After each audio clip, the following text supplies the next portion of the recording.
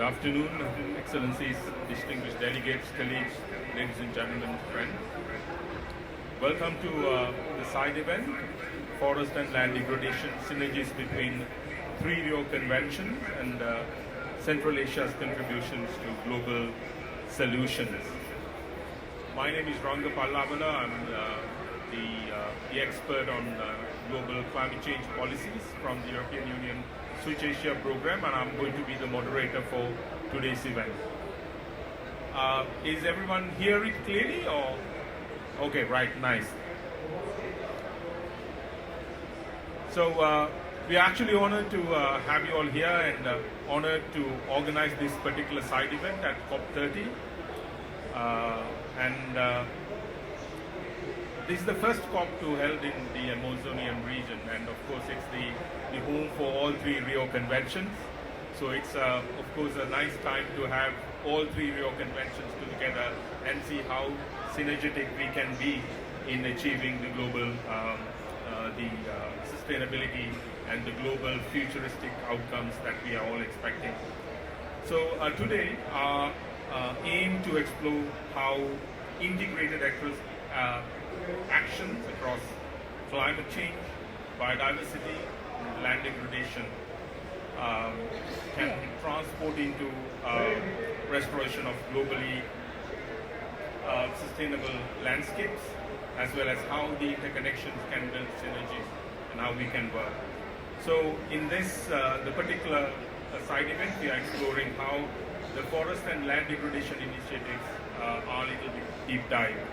So it's to start the session, we have the pleasure of inviting Honorable Mansour Oshurbayev, the Vice Minister of Ecology and Natural Resources of the Republic of Kazakhstan, to deliver opening remarks through a video message. So shall we move into the video message from the Honorable Oshurbayev? Dear colleagues and partners, I am pleased to welcome you to this event dedicated to land degradation, the state of forest ecosystems, and stronger cooperation under the three Rio Conventions. This topic is very important for the global climate agenda and especially relevant here at COP30 in the Amazon region. Kazakhstan is taking steady steps to stem land degradation and restore ecosystems. By the instruction of our president, we are planting 2 billion trees across the country. Regional authorities and the Ministry of Ecology have prepared detailed plans for forest restoration based on scientific recommendations. Kazakhstan is also introducing sustainable land management practices. UNDP in Kazakhstan, together with the Ministry of Ecology and the Ministry of Agriculture, is implementing an important project to support sustainable agriculture and project ecosystem in northern Kazakhstan. The project includes agroecological incentives, financial tools for farms, pasture restoration, better land use planning, and stronger growing chains. This is especially important because about 75% of Kazakhstan's agricultural soils suffer from different types of degradation, erosion, desertification, and loss of nutrients. The government is improving legislation to address these issues, including updates to the land and environment codes and a new draft law on soil application. Kazakhstan is also expanding its participation in global climate finance. The Development Bank of Kazakhstan has received invitation from the Green Climate Fund, which will help us launch new projects on ecosystem restoration, sustainable land use, and the UN General Assembly this September, President Recep Tayyip proposed declaring 22nd April the International Day of Planetary Greening, a global call to restore forests and green areas worldwide. We hope for the support of the international community. Dear colleagues, Central Asia is ready to contribute towards a global environmental solution. In 2026, Kazakhstan will host the Regional Ecological Summit as 2026. We, our countries, will present joint initiative on land restoration, sustainable natural resource management, and nature-based solution. I invite all of you to be part of this important event. Thank you for your attention, and I wish you a productive discussion.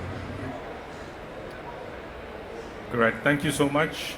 Thank you, Vice Minister Manzoor Ashurbayev, for that kind video message to start the program. Ideally, we should start with our sessions, but since some of our panelists need to leave and catch up planes and stuff, so we would like to have the panelist group photo first, and then we'll move into the next panel. So may I kindly invite all the panelists from both the panels to come into the stage just to wait for the official side event photograph, and then we'll move into the session.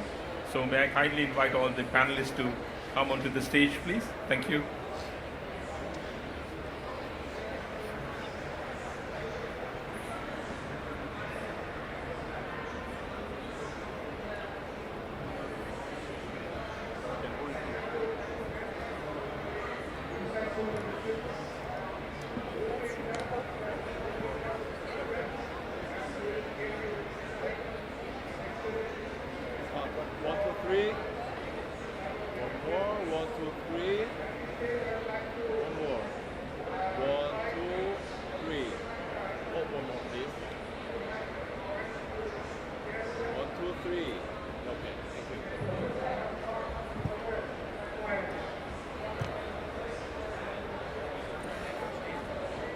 Thank you very much. So, as you may be aware, we have two segments in this particular side event, two panel discussions to deep dive into the discussions. Oh, getting confused. Anyway, we have two panel discussions in our segment to deep dive into our objective to see the synergies among the three Rio conventions. So without wasting our time, let me invite the first set of panelists, and we have one panelist joining online with us. So may I invite Mr. Dirk Nemitz, the team leader of FOLU, the Agriculture, Forestry and Other Land Uses in the Transparency Division of the UNFCCC Secretariat. Dirk, thank you so much. Then we have Thurston Farrell, the Program Officer of the Biodiversity and Climate Change in the Convention of Biological Diversity. And then we have Gabriel Lambert, the advisor to the Executive Secretary of United Nations Convention on Combating Desertification. And of course we have Dr. Wu Xinmin, the Director of Forestry Division of the Food and Agriculture Organization, who's actually joining online with us. So thank you so much, gentlemen, for joining the panel. I don't need to go into the bios. I will take long time based on your long-standing experiences explaining that. But of course, most of the people around the system knows these people very well. So let me directly start with the questions. So I'll start with Dirk, with you. We are discussing about the synergies among the three Rio conventions. So how can the enhanced transparency and reporting under the Paris Agreement support stronger alignment among the climate, the biodiversity, and land restoration efforts? Can you elaborate on this? Yes, definitely. Thank you very much for the invitation and for the question. mean, the Paris Agreement has a number of powerful tools that parties can use to tackle the interconnected challenges of climate change, land degradation, and desertification, notably the NDCs and the Enhanced Transparency Framework that you mentioned. And that builds on aggregate and individual progression and ambition, following a clear ambition cycle, building on the two feedback mechanisms. On the one hand, the Enhanced Transparency Framework allows to track the implementation of individual NDCs every 2 years through the review of biannual transparency reports and the facilitative multilateral consideration of progress. First PDRs were due in the end of 2024, and as can be seen in the recently published PDR synthesis report, of the 79 parties that could be included in the synthesis of progress in implementing and achieving nationally determined contributions, 60 accounted for the contribution of the LULUCF sector towards achieving the NDCs or specified LULUCF-related NDC targets. I think that's one of the messages I want to bring is the key sector where the synergies come across most strongly is the AFOLU sectors, the agriculture, forestry, and land use. There's indirect synergies also in industry or in energy or even in waste management. But the most prevalent where you see the direct linkages in the management and in the synergies is really with agriculture and forestry. And the second bit, on the other hand, is the global stocktake, which takes stock of collective ambition and progress every 5 years to inform the next cycle of NDCs, and which we concluded 2 years ago in Dubai. The decision of the global stocktake emphasized the importance of conserving, protecting, and restoring nature and ecosystems towards achieving the Paris Agreement, and including by conserving biodiversity while ensuring social and environmental safeguards in line with the Kunming-Montreal Global Biodiversity Framework. And that's a key point. It's for the very first time that we have a very direct linkage between at least two conventions, 2 out of 3, the starting point, about how to implement the action in ecosystems and in forests, so that parties are asked to think about these things together when they do the planning and when they do the implementation. And it also recognizes that healthy ecosystems contribute to achieving the objectives of all 3 conventions. And in their BTRs, parties also underscored the link between climate action and broader sustainable development objectives, framing climate policies as integral components of national development strategies and contributions to the SDGs as well. Thank you. All right. Thank you so much, Doug, to highlighting that linkage, especially from the transparency perspective. As you correctly mentioned, there are explicit linkage with the AFOLU sector, but of course there are implicit and very integrated linkages with the other sectors, with climate and the others as well. So I'll now turn to Teston, actually. Dirk also mentioned about the Kunming-Montreal Global Biodiversity Framework. I think we all need to be happy that we got it adopted very recently. Now, since we have the adopted Kunming-Montreal Global Biodiversity Framework, how can the parties better integrate the biodiversity into climate and land-related objectives across the? So can you elaborate on that? Thank you very much. Good afternoon, everybody. The centrality of the synergies across our 3 real conventions is it's essential if we're going to achieve the Kunming-Montreal Global Biodiversity Framework. Forests, from a biodiversity perspective, people think of biodiversity, they often think of forests, frankly, and not least here in Belém, obviously, forests are very central in a lot of these discussions when thinking about that climate-nature link.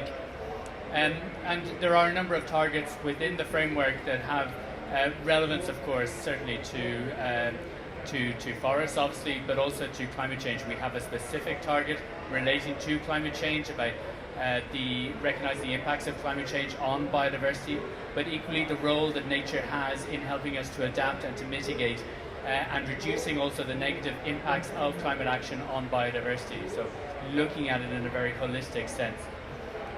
Land degradation itself is obviously very important as well, and in fact, target 2 of the framework is specifically about restoration. It's specifically about recognizing that degradation is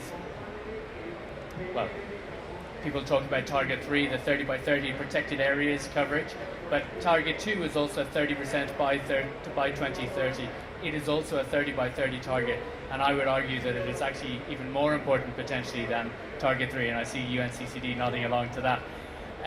But also within the framework, we talk about the role that nature's contributions to people, the link to soil health, the link to water, and just the fact that ultimately, if we're going to achieve the overall objective of living in harmony with nature, we need to recognize these interlinked crises, these interlinked drivers, and have the responses in order to address those holistically and not just work in silos as we have done so far. Next year at COP30, and hello to Armenian colleagues in the audience, it will be our equivalent to the global stocktake, the global review of action relating to the Kunming-Montreal Global Biodiversity Framework, and we are parties and others are and will be reporting on their various actions relating to how they are translating the Kunming-Montreal Global Biodiversity Framework into action, and then seeing some of the results as they're coming through.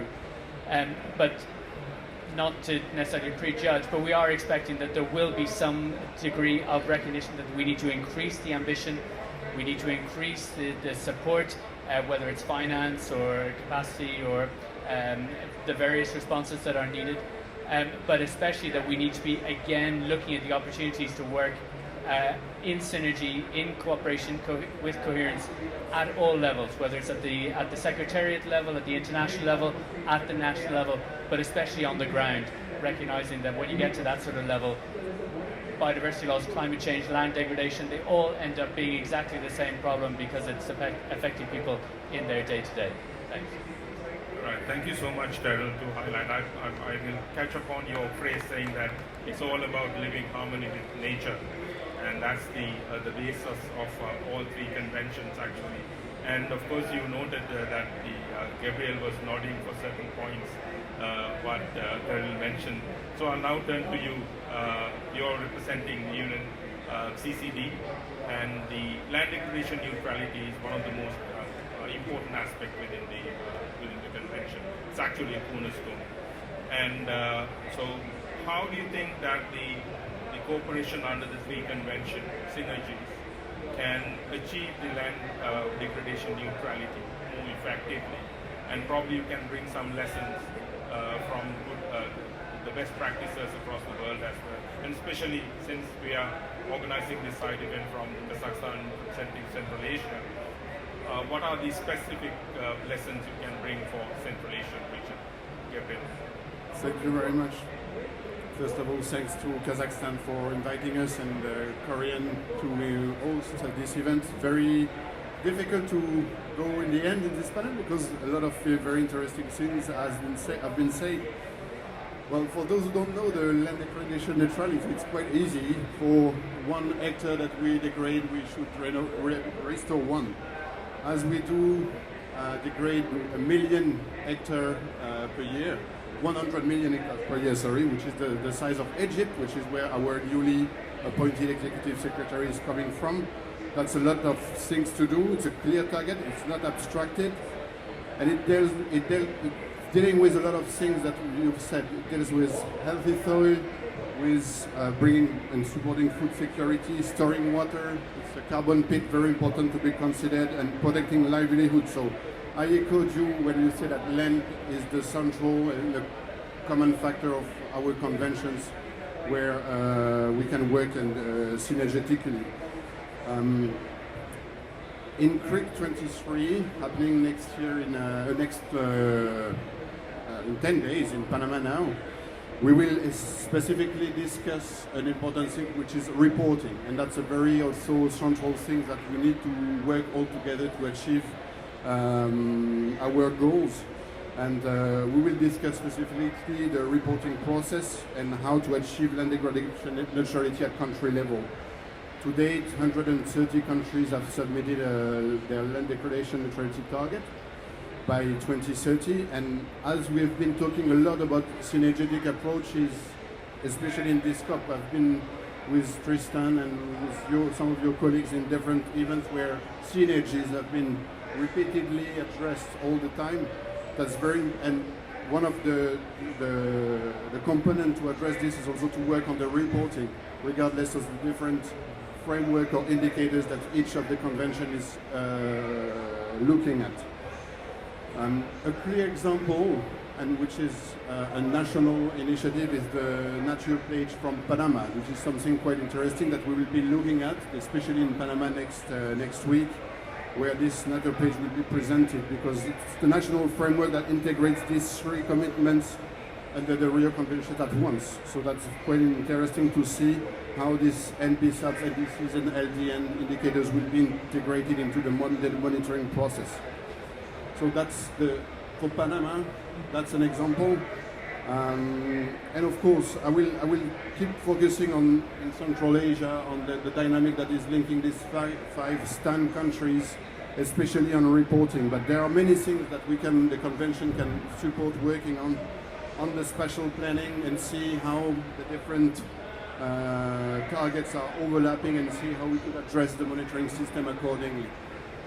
Of course, on rangeland restoration, that's very important. We have to recall here that the COP30 for the UNCCD will be happening in Mongolia next August, where rangelands will have a lot of centrality. It coincides also with the international years of rangelands and pastoralists, which is a very important issue and challenging pattern to be addressed also when the COP will be happening in that area.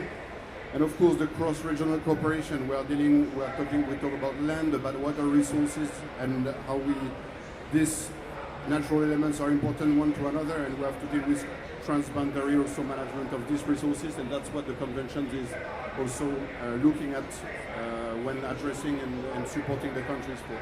And finally, my final word will be on land restoration, but specifically on agricultural land restoration, because it is also, to me, I echo what you said, very important element to be addressed. It covers everything. Land restoration, water, soil health will not be possible without biodiversity management. Energy access for farmers at the very far end of the value chain. If they cannot access energy for cooling storage rooms in very far remote areas, will not enable them also to improve and increase their livelihood. So this is a very practical element that we need to look at, and addressing agricultural land restoration is something very central that the UNCCD convention is looking at. Thank you. Right. Thanks, Gabriel, for that intervention and giving some examples of how the land degradation neutrality can achieve the restoration, and also the linkages. Of course, it's quite important. And now we have Dr. Wu Ximin online. I hope Dr. Wu Ximin, you can hear very well from this end. Can you hear us? Yes. Okay, right. Yes. Okay, right. Wu Ximin is the director of the Forestry Division of United Nations Food and Agriculture Organization. Thank you very much for joining online for this session. And Dr. Ximin, we know that FAO playing a very big role in terms of supporting countries to integrate sustainable forestry and land management aspects into their climate ambition. We know that you've been actively engaging in the NDC 3.0 development in many of the countries. Now, from your perspective, from some experience from the country level as well, what are the practical mechanisms and collaborative approaches which are effective to bring strengthening the synergies among these three conventions? And of course, you can say certain things, in particularly for the Central Asia region, where as a region we are facing rapid land degradation, the problem as well. So, Dr. Ximin, over to you.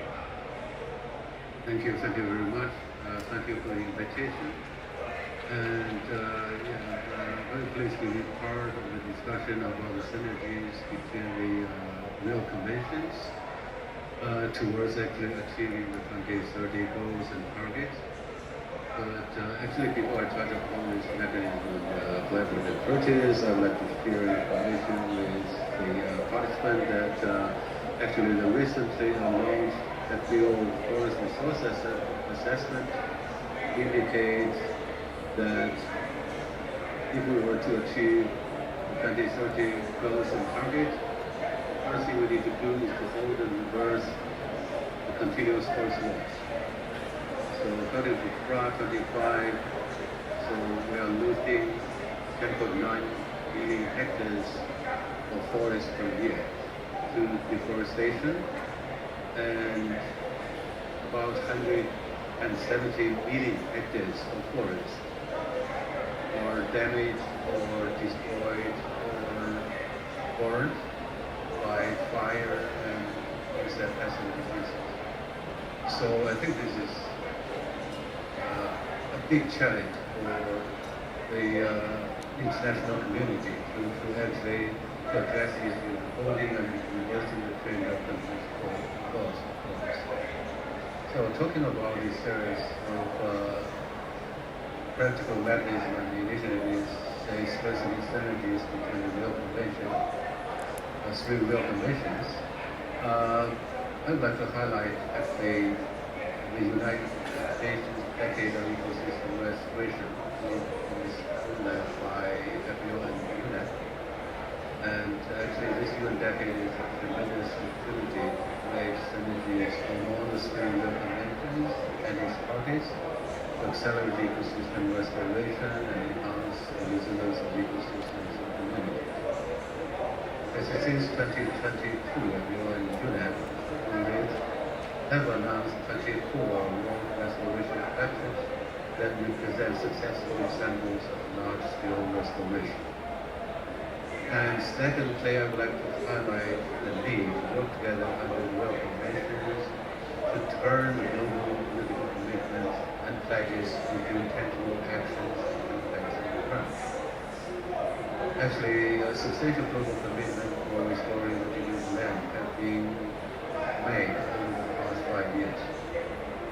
And the UN challenge, other processes, and for example, in the recently launched FRA 25, 91 countries and areas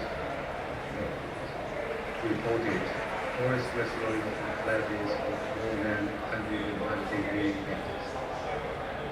So I think this is roughly the total area of forest that needs to be restored if we were to achieve the 2030 target of 3% increase of forest cover.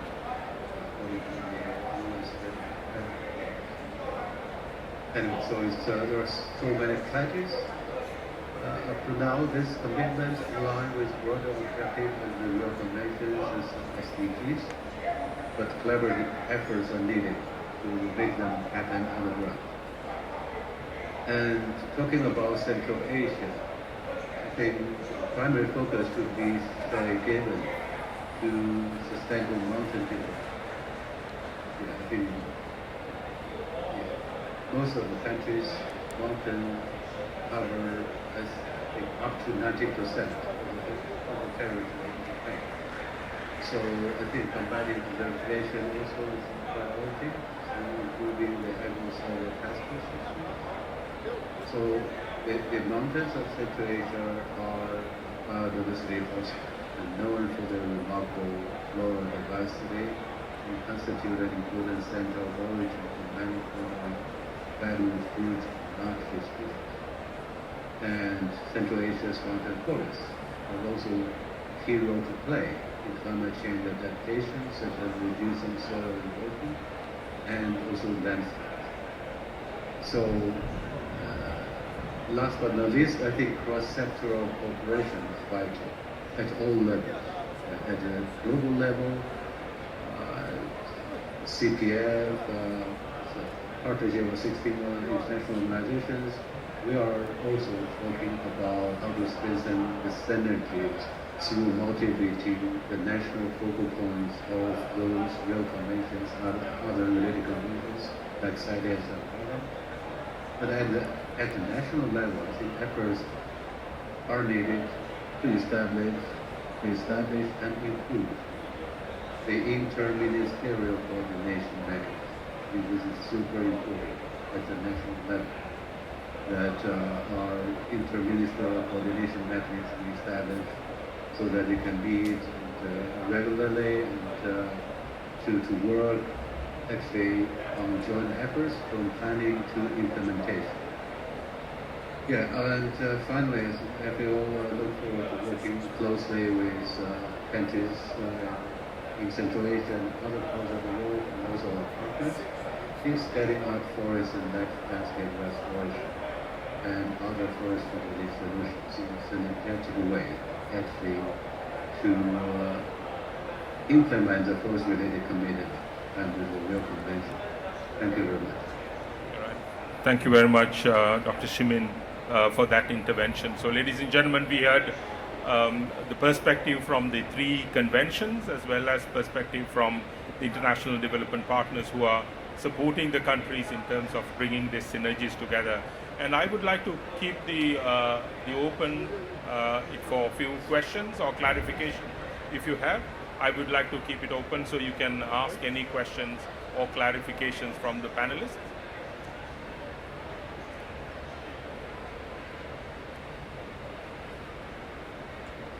If not, there's a one question. I think anyone can take it up and just give me a second, kind of a response. In COP30, there are a lot of discussions happening, and where do you think that there are some specific areas that you need to think the COP30 and probably soon after the COP that the parties need to consider in terms of bringing this integration together? And are there any immediate opportunities from your perspective? Would you like to, anyone can take the questions. Okay, right. Doug? Well, thanks for the question. There's one thing that is dear to my heart, and I really don't, I'm with the Secretariat, I don't want to influence the text that's coming out of the COP. We will see what's coming out and we will accept what is coming out. But we have really spoiled the forest community this year with attention. Everybody was talking about forest at every single event, and everything was on forest.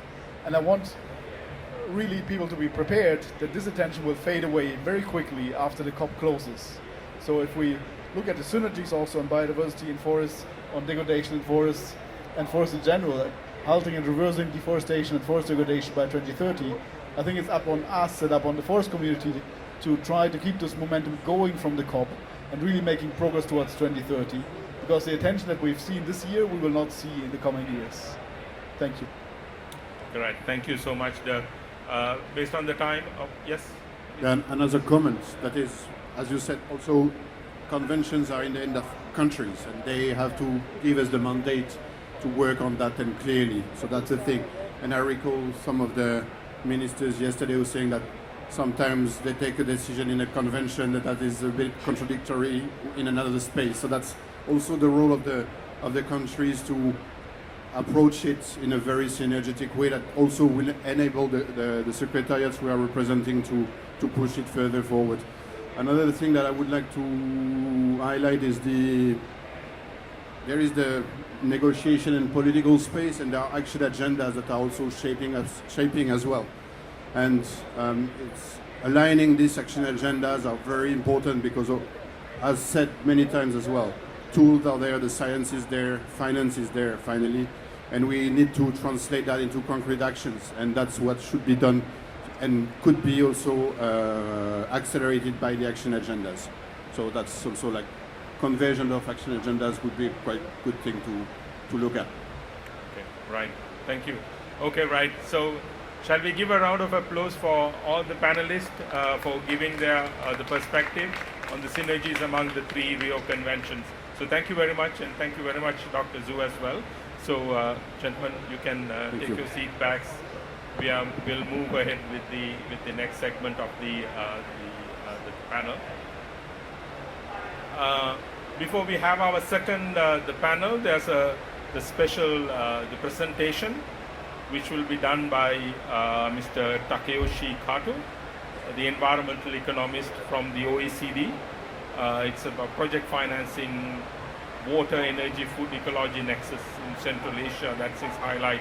And Mr. Takeyoshi is the environmental economist in the Organization for Economic Cooperation and Development, and his work focusing on climate resilience financing and sustainable natural resource management in the Eastern Europe, Caucasus and Central Asia region. And previously he has worked in the Mitsubishi UFJ financial group in Japan, advising clients on energy efficiency and renewable energy financing. So Mr. Takeyoshi will be doing his online presentation now. Mr. Takeyoshi, can you hear us? Yes, I can hear you very well. Can you hear me okay? Okay, right. Let's bring you onto the screen. I hope we can pin him to the screen and he can share his presentation. Yes, please, thank you. I hope you hear me okay, clearly. Yes, we can see you and we can hear you very clearly. Brilliant, thank you. While we are waiting for my presentation slides to be prepared, I just wanted to, well, first of all, thank you, Ranga, for the introduction. It's great to see you, and also many thanks to the Republic of Kazakhstan for this invitation. And also thanks very much for the excellent remarks by you and colleagues in the previous session. It was really, really interesting and inspiring, and I wish I were there in person. And good afternoon, everyone. My name is Degradation. I work at OECD. I'm talking about financing for climate and ecology nexus. So, yeah, next slide, please. Yes, thank you. So the focus of this meeting will be synergies between the three Rio conventions and by facilitating countries and their partners are increasingly looking at the importance of policy coherence in climate change, boundaries, ecology, and biodiversity protection. This is really important, and we often call this multi-focal approach with nexus approach, nexus between water, energy, and food, nexus between water, energy, and boundaries, nexus between climate change and biodiversity. So I think the nexus is a very right thing to do, and that's what we recognize in situation. But we can also see that it's sometimes challenging to implement and finance projects that cut across different sectors and thematic areas. For example, sometimes nexus can be considered too theoretical or academic. It tends to be technically challenging to assess a wide range of economic and non-economic benefits of multifocal projects in climate, biodiversity, and management. And those multifocal projects also have a wider range of stakeholder consultation, which is more time-consuming and business-intensive. Next slide, please. So one of the approaches to address these challenges to learn from experience and examples. There are some good practice examples already in Central Asia. The OECD collects data on development finance for the three Rio Convention environmental actions, namely climate change, biodiversity, and desertification. Data is available since 2001 and from a range of bilateral and multilateral development finance providers. Our team recently reviewed the dataset specifically focusing on multifocal projects in Central Asia region, which primarily focus on biodiversity protection, also aimed at climate change, water management, desertification, or other environmental management. So, I also made a one survey out of a few hundred projects. We found around 40 multifocal projects that have been identified from 2020 to 2023. And let me highlight some of the examples. Next slide, please.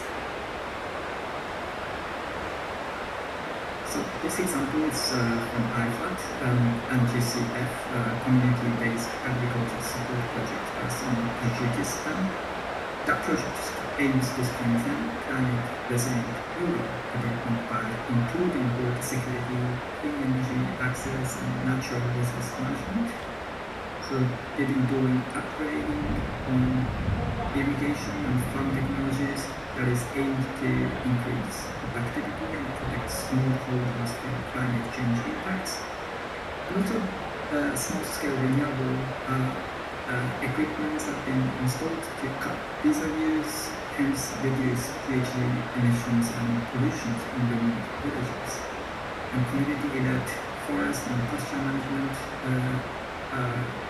restores degraded land, enhances carbon storage, and protects biodiversity. Next slide, please. One more quick, please. I will just skip this slide.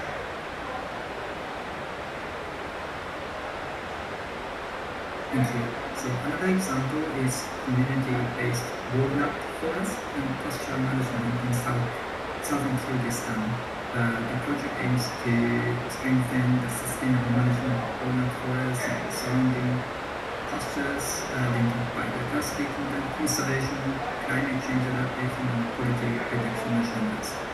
They also introduce solar powered dryers for their products, which also reduce farmers' energy consumption and water use. And large-scale forest and pasture rehabilitation, afforestation, and also farmer training aim to improve connectivity and resilience as well. So tools for community-based management or digital pasture management were introduced to help safeguard biodiversity. Next slide, please. Yes, this is supported by Germany and financed from the government of Kyrgyzstan, and the funding has come from a wide range of stakeholders, including this. Next slide, please. There are several other examples of such multi-focal projects in Central Asia, but now our question would be probably how we can replicate and scale up good projects within the country and across Central Asia. As I mentioned, it is technically more complex in many cases to assess costs and benefits of multi-focal projects than single-focus projects like renewable energy. So scaling up finance for climate, land, ecology, and access approach therefore needs more practical and reliable methodologies to account for multi-faceted benefits and costs from specific projects such as climate, biodiversity, and land use, and so on. And there, terminologies issues still persist. The more multi-focused a project is, the more complex it tends to be to explain to others what the project is about. So some more clarity can help. So I think there's some good opportunities in Central Asian countries with already available, such as green economic taxonomies in Uzbekistan, Kazakhstan, and Kyrgyzstan recently. And also economic incentives like taxes, fees, charges, fiscal support should also be aligned with global and national environmental goals such as NDCs and NDSUs, as well as other environmental legislative frameworks as well. Next slide, please. And it sounds obvious, but we need to strengthen capacity, data, information, policy frameworks, which are essential enablers for implementation and financing of those activities. It's not only about the nexus approach, but also many other environmental actions. So for these essential enablers, there are a greater role for grants and concession loans to play. We also need capacity for monitoring and enforcement of the activities as well.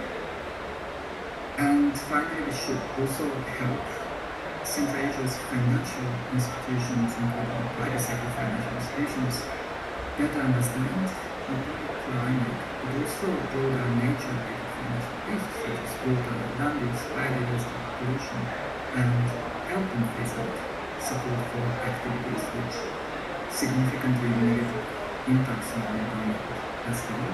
So we are working with Central Asian countries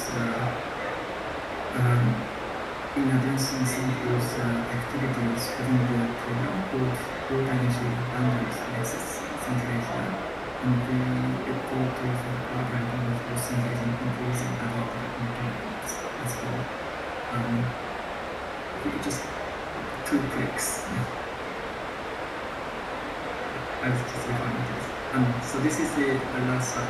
So I'm sorry that I'm going to have to go to the airport now, but if you have any questions about the Nexus program or any other ECD work, any information that is put on this presentation, please do contact me anytime via the email as that I put here. So that's it, and thank you very much for the opportunity to speak. Thanks. Thank you very much, Takayoshi, for that very informative presentation on the different options in terms of the financing aspects as well. Thank you so much, and have a safe flight, and I hope you can catch your flight on time. Thank you very much for taking part in this side event amidst your tight schedule. Thanks a lot, Takayoshi. Thank you very much, and wish you a great event. Thank you. Thank you so much.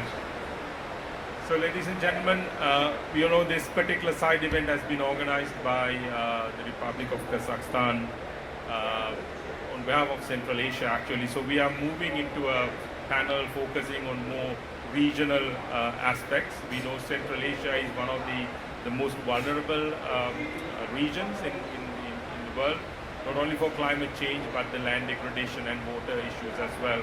So we are going into delve into some of the regional issues and see how regional the collaboration can work towards building synergies across these three the Rio conventions. So we have three members in the panel. May I now call upon Ms. Shatik Tastaverova. She is the Deputy Director of Climate Policy Department in the Ministry of Ecology and Natural Resources of Republic of Kazakhstan. Shatik, may I invite you to come here? And then we have Arapet Akyan, the NDC from the NDC Partnership of Armenia, talking on behalf of Armenia, who is going to be the host country for the CBD COP30. And then last but not least, Ms. Dinara Salekova, the project manager for the Project Office of Central Asia on Climate Change and Green Energy in Central Asian region, and from Central Asia Climate Foundation. So thank you very much for joining in.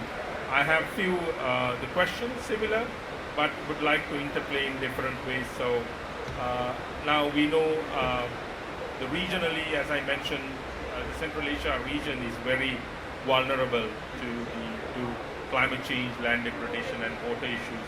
So we would like to delve into a little bit more. So may I turn it to Ms.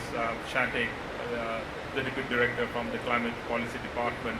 Now, how can the countries can strengthen the interplay, the synergies among these three conventions through regional cooperations? Let's talk about the regional, the cooperative actions and how it can be strengthened. So, may I turn to you first?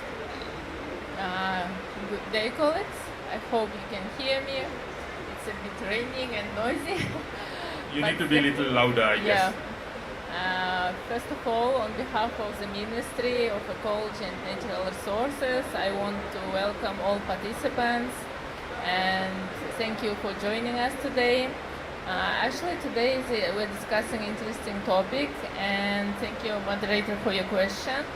And as you mentioned before, I represent Department of Climate Policy, and of course under the convention we are doing a lot at national level.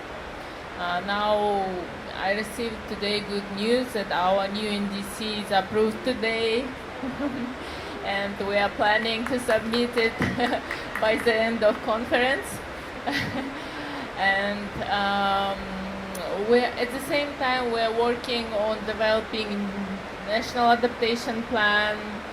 A few years ago we approved long-term strategy on achieving carbon neutrality by 2060, and now we're developing a roadmap. So as you see, we're working on several processes at the same time, and we understand that all these efforts not enough, and it's important to collaborate on regional level. Because, for example, a few years ago, with support of GIZ, we developed and approved the regional strategy on adaptation. I think it's a good example of collaboration, how we can achieve synergy because getting consensus among 5 countries is not easy task, but we are feeling that it's important to collaborate on this level, on regional level. And also we are glad that next year our neighboring countries, Mongolia and Armenia, are hosting important events in our region, and I think it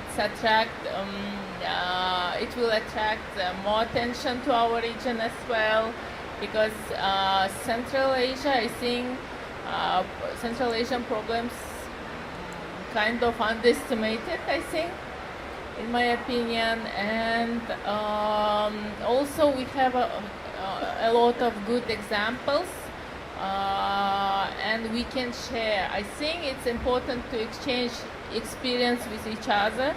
For example, there are several regional institutions, for example, on saving Aral Sea. Now we're jointly with Uzbekistan working on planting greening the bottom of Aral Sea. So this kind of initiatives, I think, is key for strengthening cooperation. And on sidelines of COP, a few days ago, ADB and Green Climate Fund signed an agreement on Glaciers to Farmers program. This program will cover 9 countries from Central Asia and West Asia. And I think this program is a good example how all these 3 conventions, because it's not, by this program we are not achieving just aim of one convention, because it's working with agriculture, farmers, and at the same time we're achieving climate goals. So this kind of cooperation, I think it's important. Also on biodiversity, I want to highlight that Kazakhstan is a home for Saiga antelope, and we have good results on increasing their population, its population. And I think we can share our good experience with countries on next conferences next year. And also, in order to strengthen our regional cooperation, we are planning to host next April Regional Ecological Summit, which has several goals, and I think all of them aligned with 3 conventions. Thank you. Correct. Thank you so much. It's important to share that there are several regionally important events happening both in Armenia and Kazakhstan next year. So it's important to build on that. Probably this discussions should be contribute to those 2 as well. Thank you very much, Ms. Shatak, Dr. Morova, for that explanation. So now I would like to turn to Mr. Akoyan. He's from the NDC Partnership. He's the in-country facilitator for the NDC Partnership in Armenia. And as I mentioned, Armenia is going to be the COP president for COP17 of CBD. So there are a lot of the work happening around us. Now, from you, I would like to ask now, the nature-based solutions have been kind of the centerpiece of a lot of discussion. So how the nature-based solutions can unify the interplay among these 3 Rio conventions. That's number 1. And at the same time, I would like to ask from you, since Armenia is going to take over the presidency of COP17 of CBD, how the COP17 presidency can play a kind of a role to support, facilitate, foster not only technical coordination but also the political, the momentum building toward sustainable development and resilience building in the region. Thank you very much.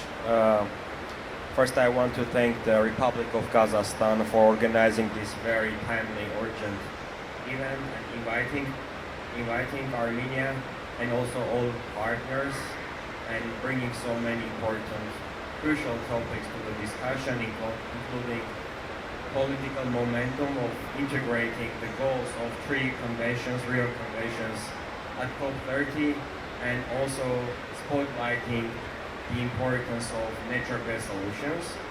So I would like to start my remarks by underlining that, first of all, the heart of transformation lies the power of nature-based solutions. They are a paradigm that connects the work of all conventions, as our delegate or previous panelists mentioned, from all three conventions secretariat. Those solutions are a paradigm that connects the work among the conventions, and they also help to restore ecosystems, build resilience, and strengthen livelihoods. The nature-based solutions are where science, traditional knowledge, and human creativity meet, and where the three Rio conventions converge in common purpose. So coming to the incoming CBD co-presidency, I would like to mention that Armenia strongly believes that our collective success depends on building these dots, these bridges, and to this end, the Kunming Memorial Global Diversity Framework gives us a shared roadmap, but the real test lies in turning commitments into measurable and lasting results.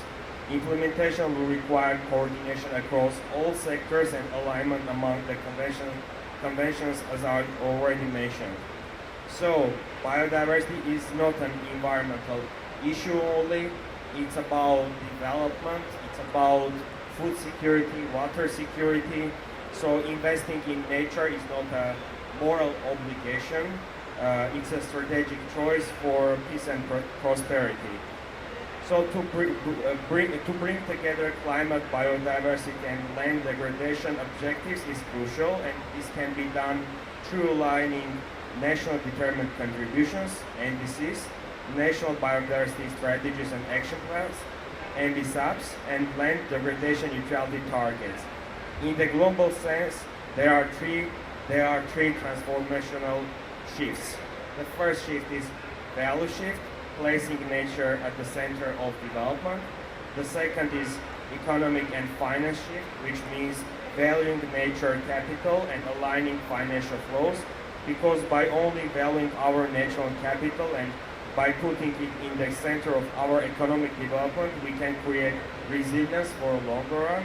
And also the last shift is very important, a policy and practice shift. So delivering real change on the ground led by countries and communities. These shifts capture the essence what we must achieve in terms of making nature part of every decision we can take, from budgets to classrooms, from local communities to global markets. Armenia stands firmly with Panama and all partners in advancing this vision and ensuring that the pledge delivers tangible results for people and the planet. All right. Thank you so much, Mr. Kogan, for highlighting the work, especially being the host country for the next CBD COP, as well as how the nature-based solutions can build synergies and cooperation among the aspects. It's good to bring some of the aspect of decoupling and bringing values across different domains. Thank you so much.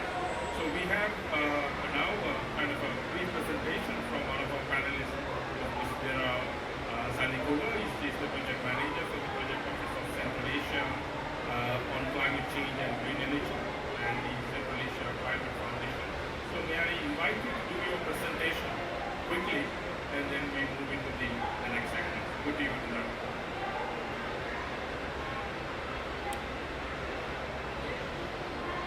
Good afternoon, dear colleagues. I hope you can hear me. Thank you for coming. Thank you for joining us. So let me start with my short presentation on the Regional Ecological Summit that Kazakhstan will host next year in April in Astana. Central Asia is warming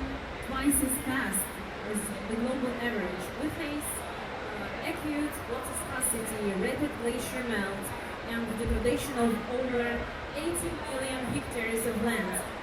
So these challenges do not observe only borders of one country, and they affect all countries in the region. That's why our president, Mr. Tokayev, launched the process for hosting the Regional Ecological Summit next year in Astana. Importantly, the summit will be organized in partnership with the United Nations. And this summit will not be limited only to the Central Asian countries, but also it is open for all partners who share our goals.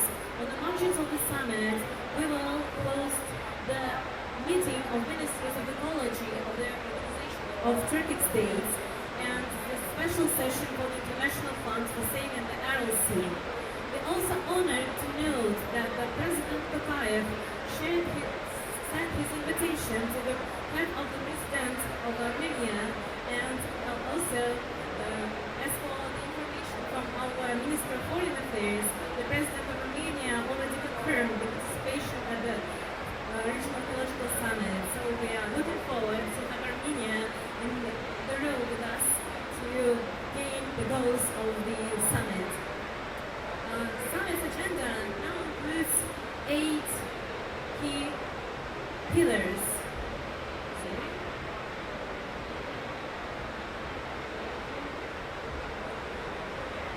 Next slide, please.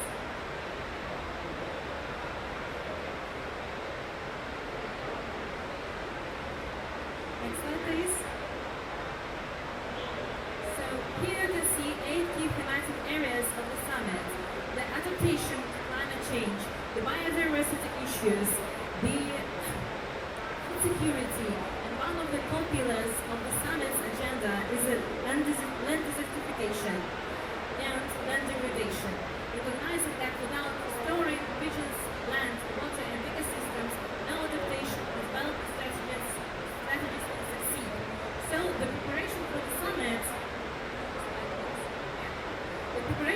summit in our region is a unique one, because both in scale and inclusiveness, during only this year we hosted 7 major consultations, each contributing to the final architecture of the summit.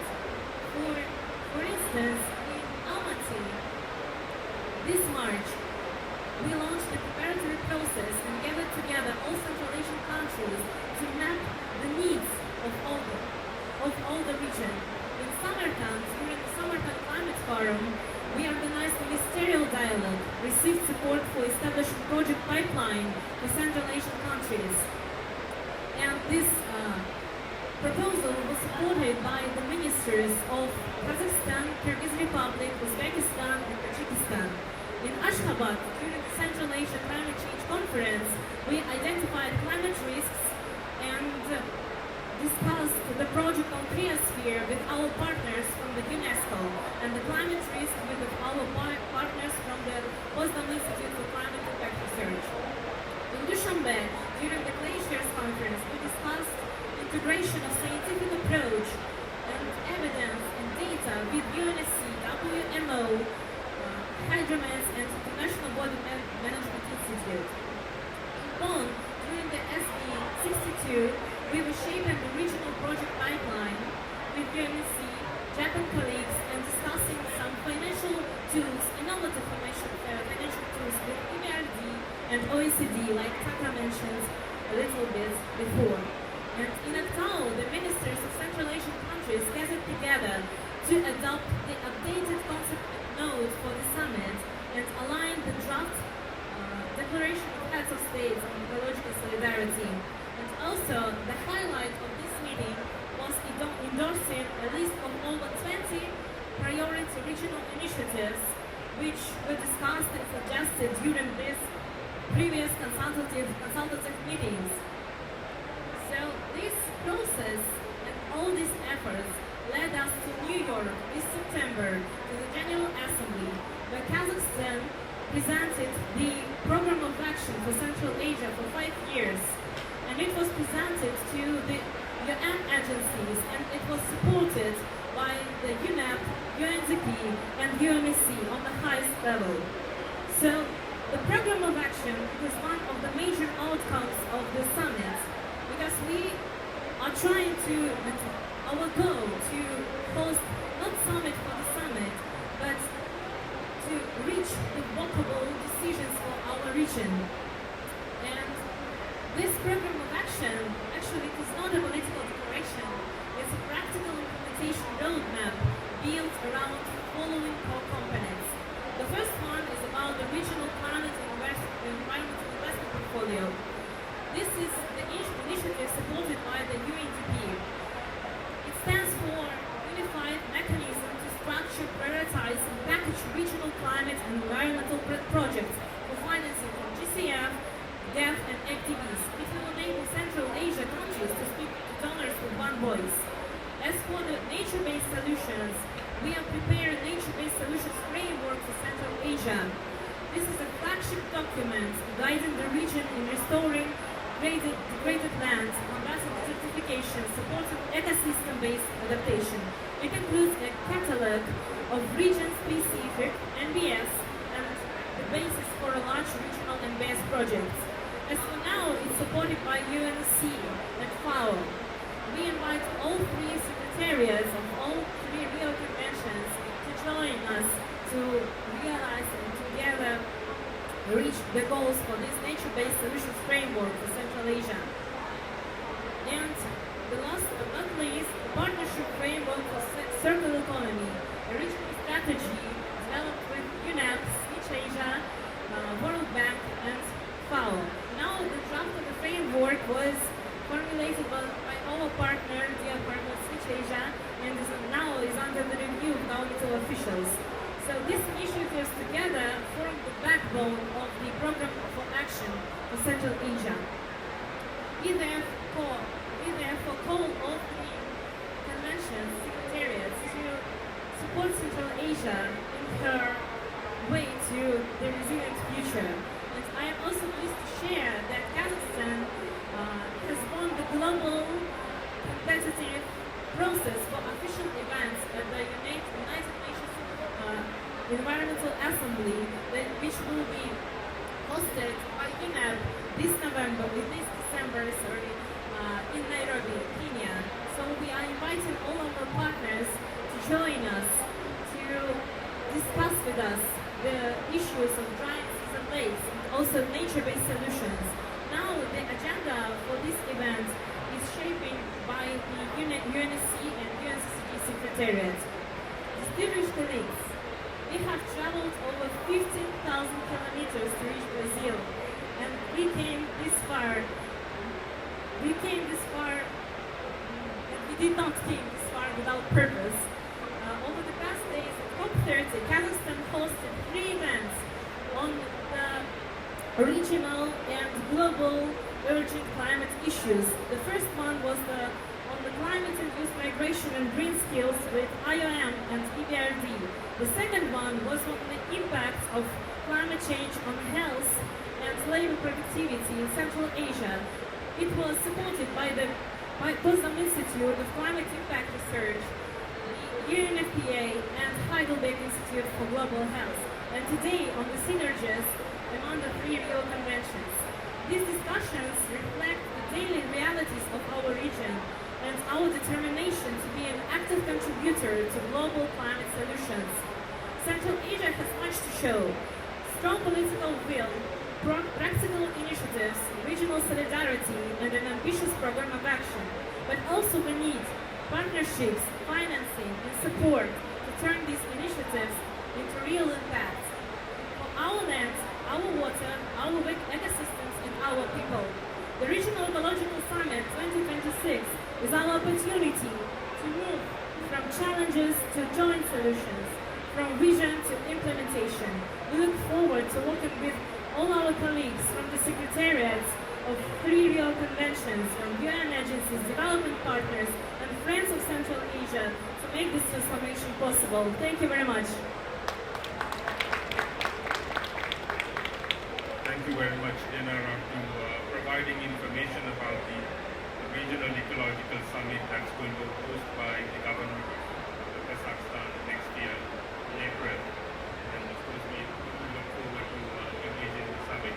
So, ladies and gentlemen, so we had 3 interventions from our panelists.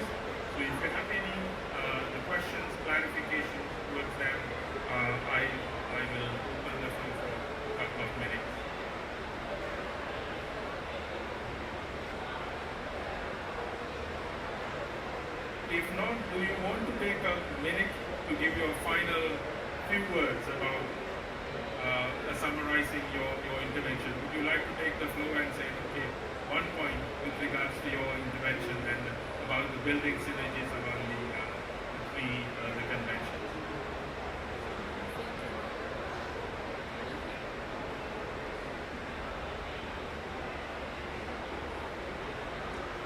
I will try this one.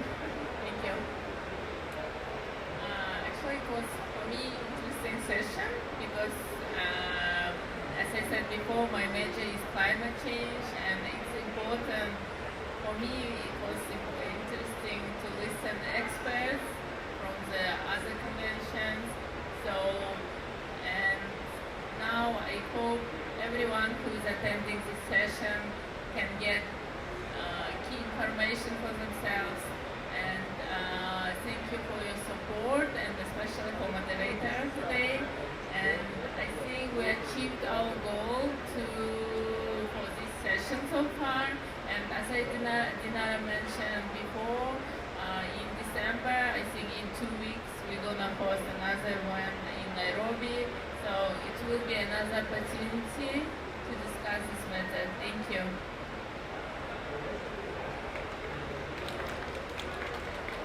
Thank you very much again for Republic Kazakhstan that you invited Armenia to this another event that is dedicated to promoting enhanced synergies among the Rio conventions. It's really exciting to know or to see that there are many side events, other types of events, sorry that I don't remember all the correct title of those types of events, but I see that there are a lot of events that dedicate to this topic. This is really a hot topic, I would say, at COP30, and it's really critical to keep the momentum. And as I mentioned in my intervention, at CBD COP17, Armenia, as incoming presidency, is promoting the synergies, and we would really like to closely